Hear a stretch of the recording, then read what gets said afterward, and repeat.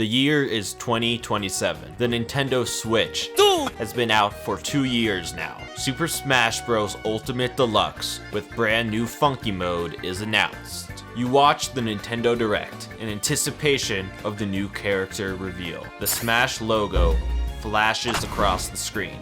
A shadowy figure emerges from the darkness. Jack Black, Minecraft Steve, is a new fighter in Super Smash Bros. Ultimate Deluxe with brand new funky mode. Life has never been better. The guest character has been a feature in video games for a long time. SNK's Fatal Fury Special became the first fighting game to implement a guest character, with the addition of Ryo Sakazaki from the Art of Fighting franchise, making an appearance in the hit fighting game.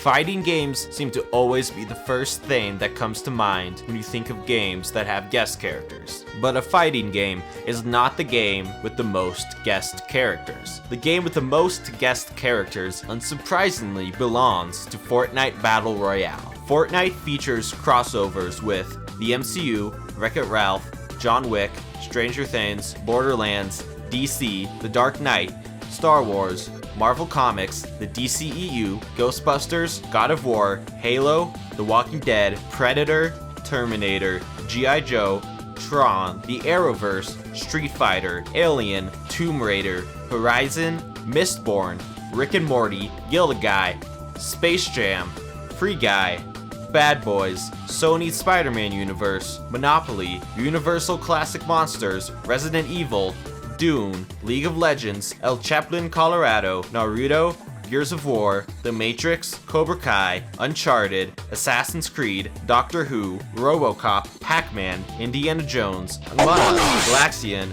the WWE, Dragon Ball, The Spider-Verse, Ghost Simulator, Evil Dead, Doom, The Witcher, My Hero Academia, Dead Space, Creed, Attack on Titan, Transformers, The Elder Scrolls, Futurama, Jujutsu Kaisen, The Nightmare Before Christmas, Halloween, Alan Wake, Invincible, Metal Gear, Family Guy, The Teenage Mutant Ninja Turtles, Avatar: The Last Airbender, and The Legend of Korra. Holy shit, that's a lot of guest characters right there. But before we talk more about them, we should probably define what a guest character is. A guest character is a character from another franchise that makes an appearance in a video game from which they do not originate. Now that might sound kind of confusing, but I think that the best character to explain the concept of a guest character is Isabelle from Animal Crossing. Isabelle is a guest character in some games, but not in others. In case you've been living under a rock for the past 22 years. It's not just a boulder, it's a rock. Isabelle is a dog character from Animal Crossing that helps you in building your town. Animal Crossing is the franchise in which Isabelle originated from, so she is not a guest character in any Animal Crossing games. Isabelle is also not a guest character in the fighting game Super Smash Bros. Ultimate. This is due to the fact that Super Smash Bros. Ultimate is a Nintendo fighting game. That means that any Nintendo character, quote unquote, belongs in the game, and the only characters that are considered guest characters are ones made by companies that are not Nintendo. But this being said, Isabelle is a guest character in Mario Kart 8 Deluxe. This is because Mario Kart 8 Deluxe is a racing game full of Mario characters, so any non-Mario character is considered a guest character. Another example of this is Link and the Splatoon kids, Inklings. Therefore, Isabelle is a guest character in that game. Basically, you just have to look at what the core roster is based around to determine who is and who isn't a guest character. Marvel vs. Capcom features no guest characters, as all characters are either Marvel or Capcom characters, which is what the game is based around. Some Super Monkey Ball games feature Sonic, Tails, Kazuma Kiryu, Beat, and Morgana as playable guest characters in the game, because none of these characters originate from the Super Monkey Ball franchise. Guest characters can be found in every corner of the gaming world, but one franchise has some of the best characters in video game history. This franchise is Tony Hawk's Pro Skater. Across the multitude of Tony Hawk's Pro Skater games, you can play as Spider-Man, Darth Maul,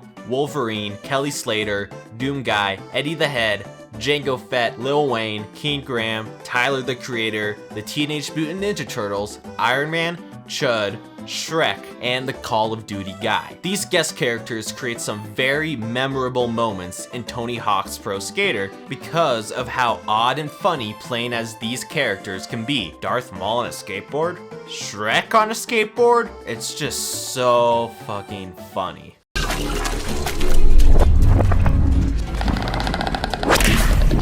You're one ugly motherfucker. Comedy is one of the main reasons that guest characters exist in the video game world. Guest characters create a fish out of water experience that is often very humorous. We'll have to make do as a dynamic duo. Only two of us? That's an injustice.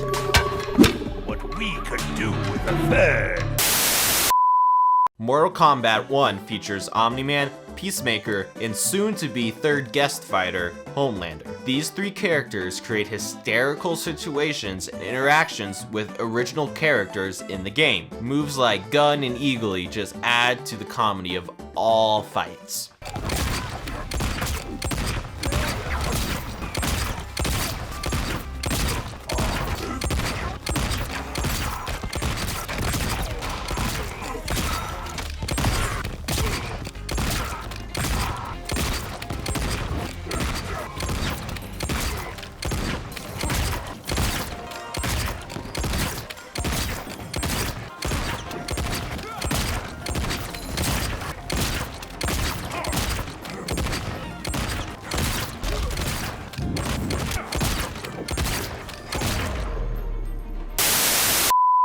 But comedy is not the main reason why guest characters exist. The main reason is, of course, money. Oh boy, money. You know me.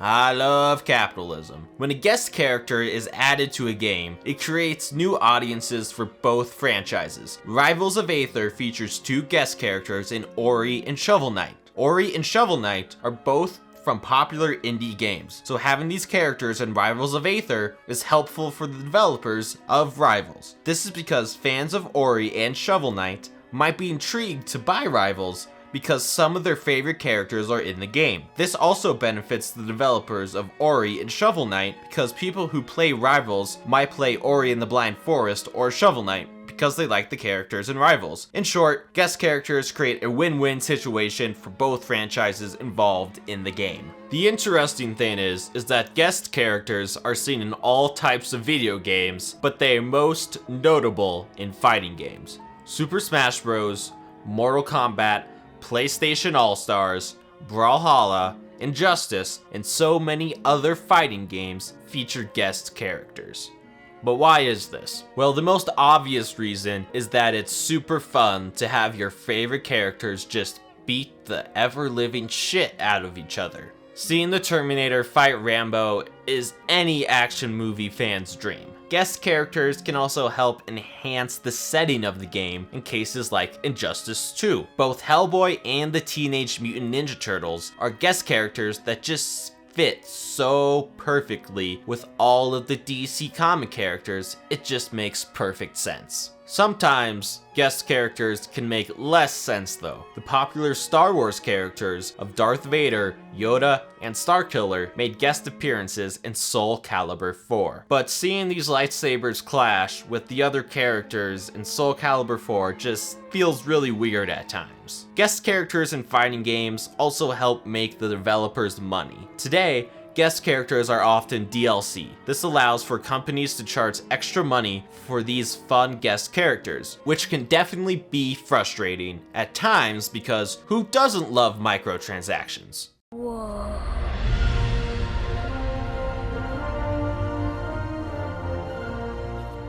Oh man, they said he could level a skyscraper.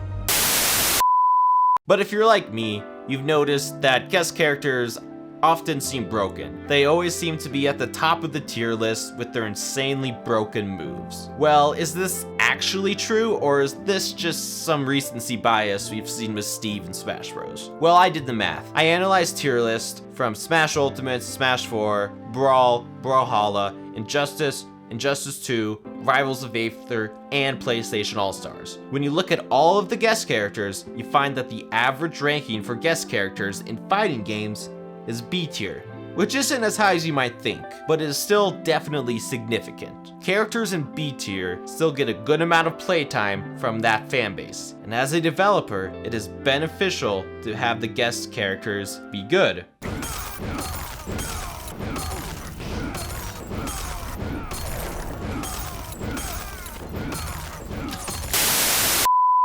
Because they're often DLC. People are more likely to buy the character if the character is good.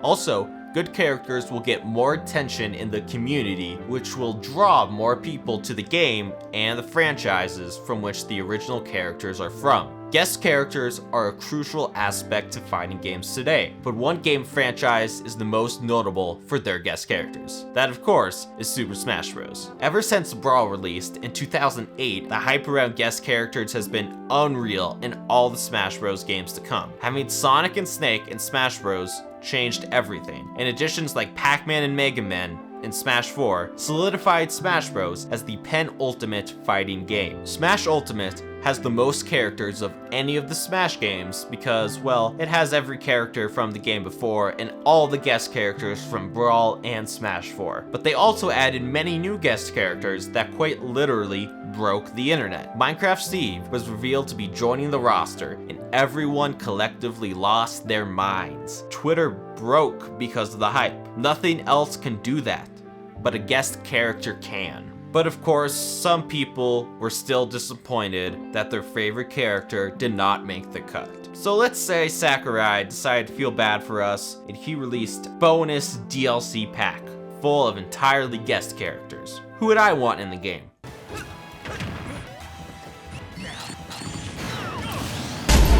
You know, Amy, anytime someone calls attention to the breaking of gender roles, it ultimately undermines the concept of gender equality by implying that this is an exception and not the status quo. What? Just because I'm a meathead doesn't mean I'm not a feminist.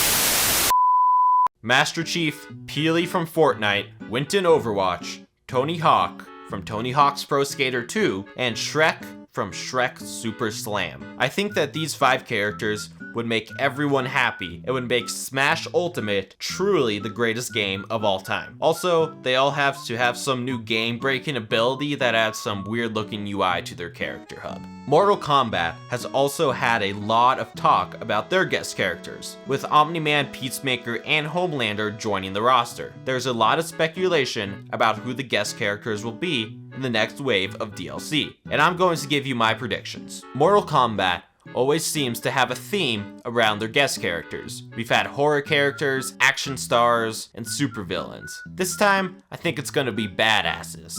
That's right, every guest character on the next wave of DLC will be a complete badass. The first character will be Beast Boy from Teen Titans Go. I think this makes perfect sense because it is much easier for NetherRealm to add characters from DC due to their previous work together. And yes, I said Beast Boy specifically from Teen Titans Go. He will be in the same art style and have the same animations as he has in the show. The next character will be Darth Vader from Star Wars because, come on, who doesn't want that? The last character will be Martin Luther King Jr. I think he would make perfect sense in a Mortal Kombat game and have a really interesting moveset. You know, feel free to come back to this video when all my predictions end up being true. I have a dream. Guest characters are a crucial component of the video game industry, especially when it comes to fighting games. The hype and enjoyment that guest characters create will always be something to look forward to.